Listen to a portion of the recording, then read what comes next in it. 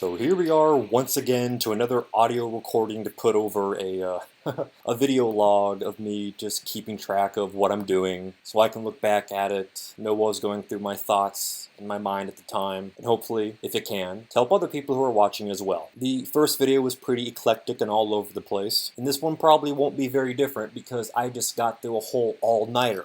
I had to stay up all night for various reasons, but while I was up doing a bunch of work, I was able to stop and think about certain things related to magic, my practice, and more importantly, how it's perceived. Because off the bat, I think every practitioner, no matter what path or current you're going through, you need to have a little bit of a sense of humor and realize that, yeah, what we do can be seen as pretty crazy. The majority of people think that we're crazy or just stupid. In fact, I listen to some people on here talk about their experiences and they record their experiences and they put them up there, and I'm just shaking my head thinking, what the hell is this? And I'm not safe from that either. So many things that I have done off the video have just been so crazy, so intense. And I begin to wonder, why the heck did I do that? What encouraged me to do that crazy thing? Am I just crazy? A lot of people may just say, yes you are. You practice magic. You're a lunatic. But you have to have a sense of humor, first off. And second off, you have to realize that part of the reason why you're doing what you're doing during certain rituals, part of it is completely because of you subconsciously. And what I mean by that can be illustrated through the phenomena of how entities appear to us. An entity, whether it be an angel, a demon, or anything else, it's a form of energy at its most basic level. We're all energy and we're taking a form right now. So when you're pulling or calling this entity or force into our life, it has to take a form. Now let's say you're calling for something that we all know about. Let's say Satan, to be cliche. What image of Satan do you have in your mind? What do you imagine Satan sounding like or doing?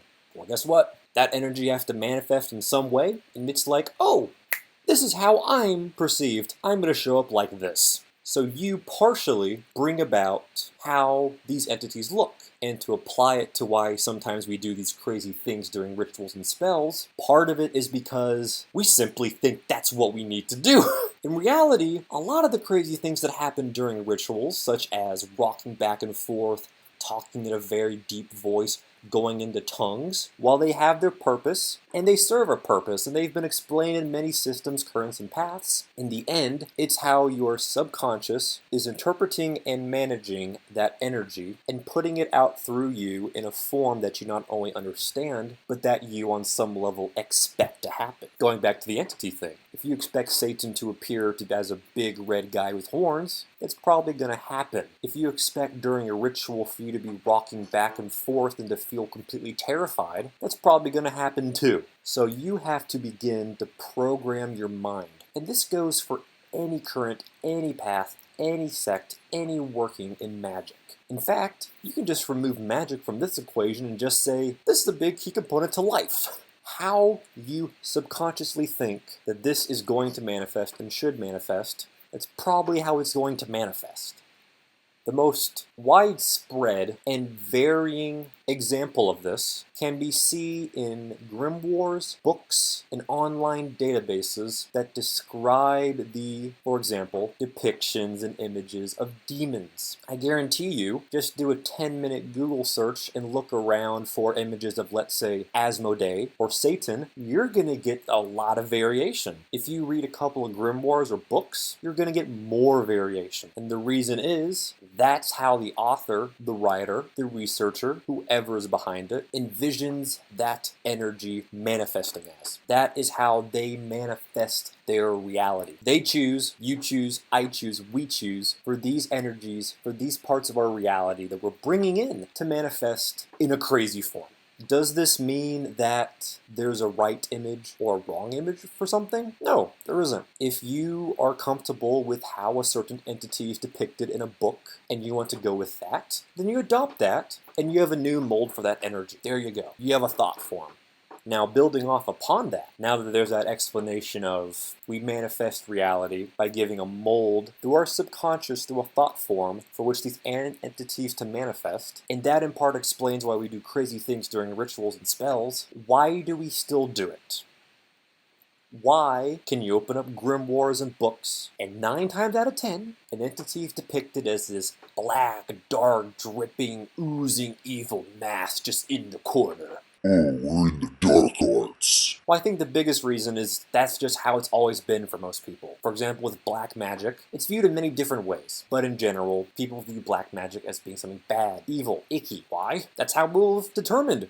Or that's just what they were taught. That's how they have that thought form manifested in their mind. That is how it manifests. I began my journey into magic through the left-hand path, into black magic. For me, it's not evil, icky, black darkness. You can use it as such, and there's that imagery associated with it. You can use black magic for good just as much as you can use it for bad, in my opinion. In fact, that's what I've done in many circumstances and experiences. And why is that in part? Because I choose for that current, that energy, when it is facilitated through me, through rituals and spells, when I'm manifesting it in my reality, the thought form in my subconscious of what it should be is set and formed in such a way so that it is different than perhaps what other people form. I essentially get to choose the parameters, to an extent, of how these things are going to manifest. Now from that, you may just say, okay, so if it's just imagination, and you all really are crazy with this all in your head and coming about.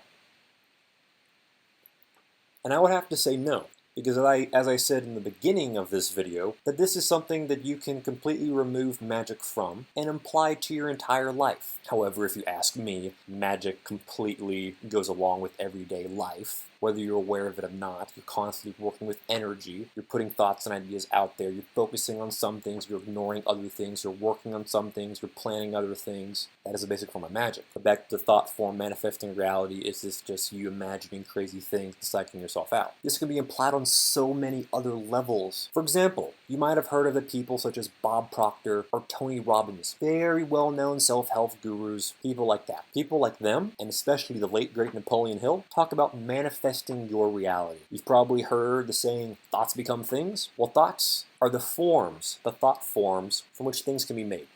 Essentially, if you want to have anything come about in your life, I'd say anything come about in your life, you know, within the laws of physics and everything. I'm not going to say, you do this, you're going to grow 20 feet tall. No, come on, people may say we're crazy, but we're not that crazy. But as you have that thought form in your head, the idea of it, okay, let's form this mold in my mind. So when I'm facilitating this energy to manifest in my life, it comes about how I want it, you then begin to take action. This is why a key component of magic and anything else is how much time and energy you put into it.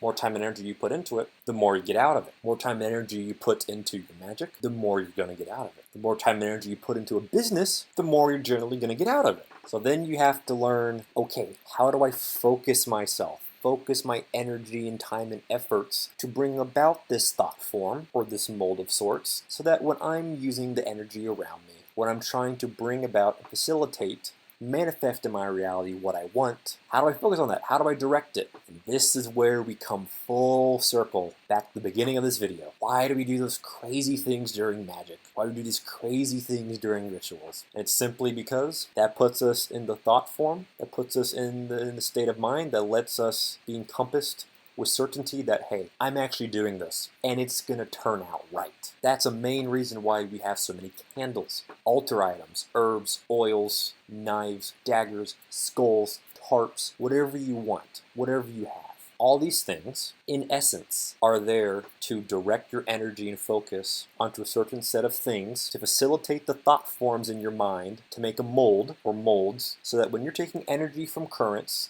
facilitate through you them via the thought form to manifest in your reality, they come about as you wish. And now we have the whole circle complete. The snake has come back around to bite its tail. Oh, all that craziness we do? It's because we all think that's what we have to do. And it gets us all in the mood and the state of mind to do it. So we think it's going to come about, we think it's real, we think it's certainty, that thought form is being made, and like I said, bam, through all the steps, your reality is manifested. But then from that you can say, oh, but that's because we have a subconscious idea that we have to do this to bring about this in the first place. That goes back to the snake eating itself. It can be a very circular thing. It's a very circular pattern that is just ingrained in all of us. and you can change it. Sometimes it can be very hard. It's like a habit. Changing a thought form like that, you can do it. You can do it. But I'm not necessarily going to say that there's a one way to do it or not.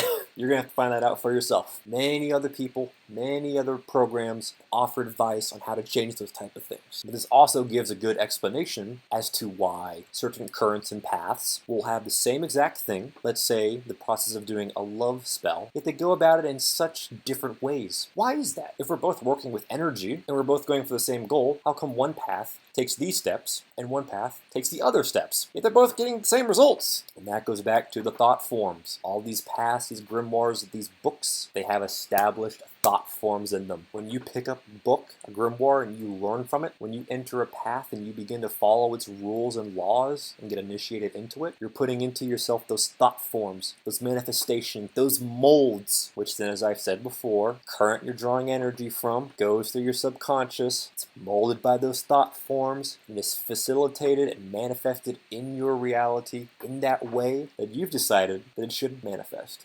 So even though I don't like the crazy stuff that we do, it makes me look back and cringe sometimes, the only person I have to blame is myself. But I guess I can also blame myself because it works. And if I want to change it, if you want to change it, go ahead and start a new system. Start a new current. Make these thought forms. Make these molds. Make them and send them out there so other people can use them so that they can gain this knowledge and this power. They can make more, and the knowledge and the wisdom and the operations spread. I want to end this on the word occult. That is a term used for a lot of what people like myself do. Occult, as was best stated to me by one of my mentors on here, Frederick Xavier, means hidden. And as with what we do, it should remain hidden, in the shadows. And in my experience, that's not exactly a bad way to go about things. It is such a well-established thing across time, across cultures, and across people. That is such a strong thought form that it may never change. Some thought forms can become so powerful, so ingrained in us, in many of us, that there's little to no chance of changing them.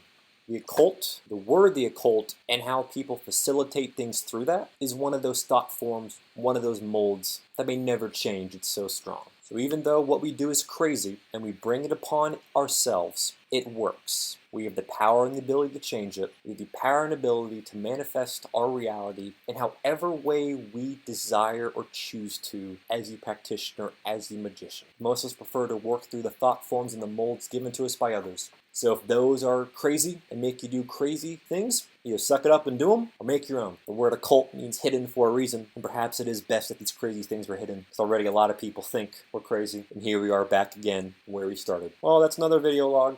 Another good fun time. I am planning some things in the future, such as networking, ways to connect with other people out there, offer services if need be, have podcasts with others, work with others, many things. And I will be updating descriptions and putting a video out about that sometime in the future. But great things are coming. That thought form is being formed as well. But right now it's pretty early, or pretty late because I haven't slept. My throat really hurts. Hope you've enjoyed the video. For me, it's something I get to look back on and learn for myself, learn from my train of thought. Hopefully to any of you watching, you found this informative and helpful as well. Play safe with Magick, because it is fire and you can get burned. Be safe. Have a good day. Take care.